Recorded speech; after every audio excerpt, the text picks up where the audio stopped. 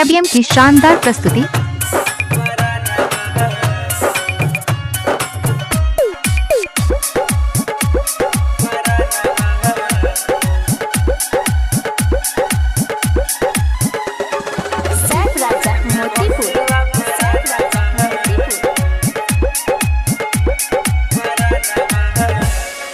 कोचिन पढ़े आवे हमर मालावा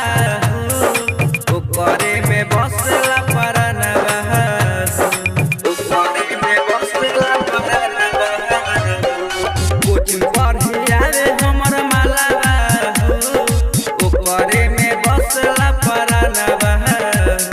नयना लरावली ही बड़ी मुस्कावली ले गइल पिया हमर जानवा कोचिन पढ़े आवे हमर मालावा ओकरे में बसला परनवा मिक्स बाय अखिलेश बिहारी मोतीपुर। ओकरे में बसला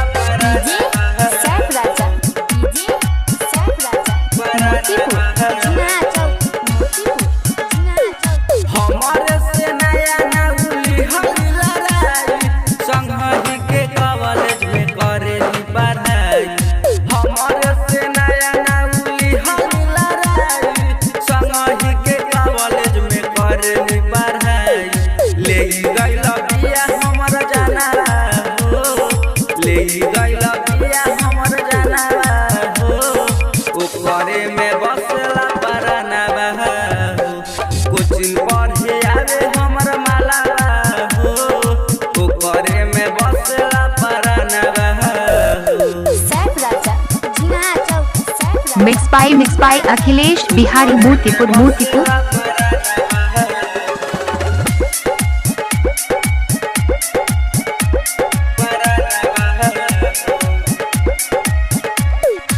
ओकरे हम प्यार में भइल बानी पागल रतिया में सुती नहीं रहिले जागल ओकरे हम प्यार में भइल बानी पागल रतिया में सुती नहीं रहिले जागल राजू आलोक के बाटे जानवा हो राजू राजधानी के बाटे मालावा हो ओकरे में बसला परनवा कोचिन पढ़े आवे हमर मालावा हो ओकरे में बसला परनवा Jagdamba recording studio Motipur. Mobile number 7766959949।